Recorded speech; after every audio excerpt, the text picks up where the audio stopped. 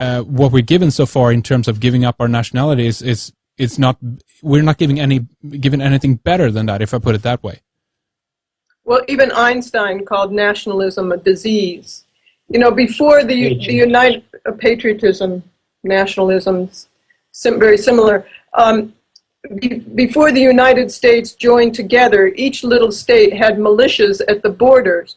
And when they joined together, they didn't need the militias anymore. We really need to do this on a global scale because our problems are global. You can't live to yourself anymore. If we go dump radioactive dust in Iraq that we did, then the air takes it throughout Europe as it did as well. So you can't live to yourself. The problems are global, and we have to learn how to share resources globally.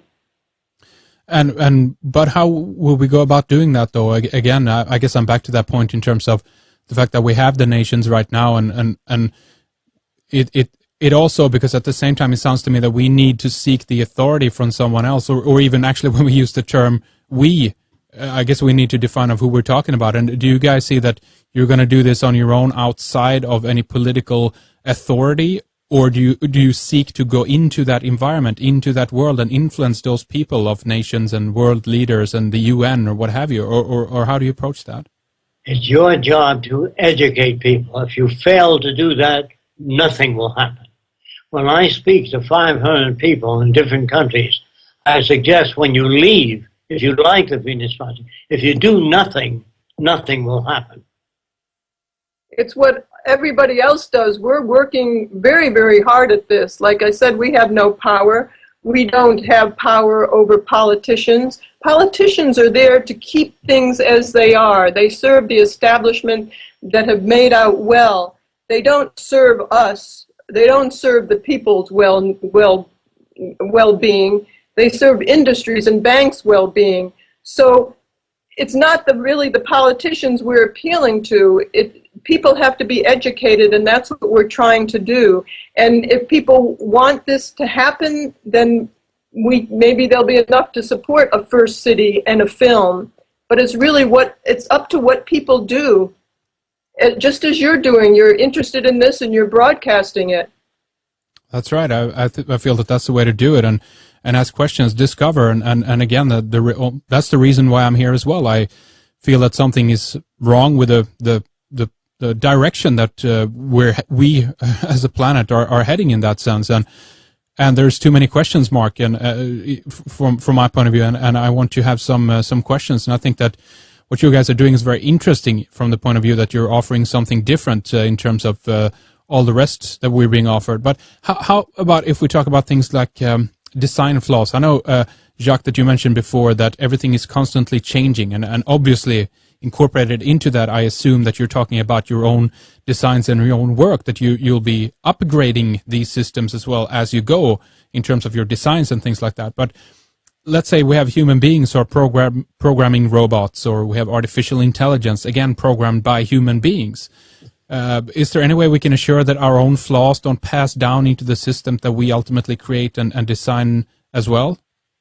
Once you take money out of the system, then you can't pay any senators off. You can't represent the drug companies because they put up so much money to help you get elected. When you're elected, you got to take care of the people that put up the money to help you get elected. If you get rid of the money system, you get rid of most of the human problems. Most problems are based on scarcity. And they try to design things today to wear out and break down. So you'll have to buy new things continuously. So we are consumers. We're not free individuals. We're molded by culture to serve the interest of that particular culture. Whether it's primitive people or advanced people, all societies today, all of them are corrupt. I'm sorry to say this. I wish it were different. Well, I wouldn't say anything else about that. But again, then, in terms of the designs that you've created, Jacque, do you feel that there could be flaws in that too? And before we implement system properly, we could be in that danger that, again, what we create as human beings inherently always will have some kind of flaw in them, because ultimately we can't put ourselves we're not perfect designers yet, if I put it that way. So is there a danger in that in any way? If you think about this, when we're talking about creating massive, large global systems that are handled by robots or even, let's say, an artificial intelligence? We're not looking to create any type of fixed system. We're not looking to create a utopia. Things will always be changing and improving. There's no final laptop. It's always changing. There's no final and best TV. Jacque does new ideas and improves his designs daily. He does many, many different design sketches and improvements constantly when he does something. And that's the type of attitude that scientists have in a lot of different ways. So if people will be educated to accept change and continuously improve. The history of invention is constant change and improvement. Absolutely. And Jacque, if we talk about some of your designs and things out there, obviously it's vast. We're talking about cities, buildings, housing for people, transportation, all these different things. But is there any particular area that you really like to work on? Do you have any favorite design, so to speak, that you really like, or is it the holistic approach overall, designing everything, as it were? Is that your favorite thing to do? All things are transitional. There are no favorites. Everything I design, when I get through designing it, I'm ready to make changes. In other words, there are no final frontiers. Well, that's the message. Absolutely, and that's really good. I think that's key to this as well, to have a system in that sense that is alive and that is changing with the times and also changing with the needs of human beings. Because I'd reckon, again, if we look at it from a point of view that if we lived in a society where all our needs were, or our wishes, our desires were manifested, if I put it that way, there probably would be a time, at least until a few generations into it, that people would begin to actually relax a little bit more. But obviously, again, this would be like if we today put up a bowl of money and said, okay, it's all free, you can all grab it, we would have people rushing in there and grabbing all for themselves. Again, back to this idea that if we're living in a system and a society where things that we actually do want and desire, I want a camcorder today, I want to record a movie, or I want to be a musician, I want to be in a studio and record my own album, etc. Whatever it might be, the dreams that people have,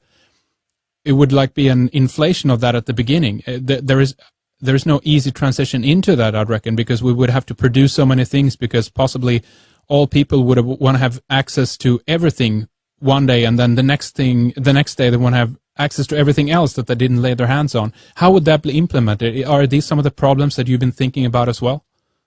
When people are well educated, meaning well informed about the nature of our planet, our relationship to the environment, they don't dump toxic materials in the rivers. They don't create the problems that are created today. When children are raised, which by people that don't know how to raise children, they'll let any mother raise any child, which is amazing when you think of it. A jet engine, they won't let anybody touch a jet engine unless you go to school. A human being is far more complicated than a jet engine, and they let any human being raise a child. When you have two children, if you play with the younger one, you build jealousy and envy in the older one if you neglect him. So you must take the older child, put him on your lap, and the younger child. Never use one child against the other, such as two girls. Why can't you be like your sister? She puts everything away, and you leave everything around, and I have to pick up after you. Well, that produces jealousy and envy. It is not an inborn trait. Everything, race prejudice, bigotry, greed, is all learned. These are not natural, inborn tendencies. Proof of it now. If you were raised in the South Sea Islands, where everybody walked around nude, nobody stares at a female body. There is no such thing as a peeping Tom on an island where everybody grew up nude, swimming nude. Don't you see? You can't sell girly magazines or pictures of nude women. What do you want? What kind of world do you want? As long as children swim nude when they're very young, You've done away with peeping toms. You've done away with people that collect girly magazines. You've done away with burlesque shows. You've done away with all those things automatically. When people have enough drinking water, when there's a natural waterfall nearby, they don't come at night and steal water. They steal because of scarcity. If you don't understand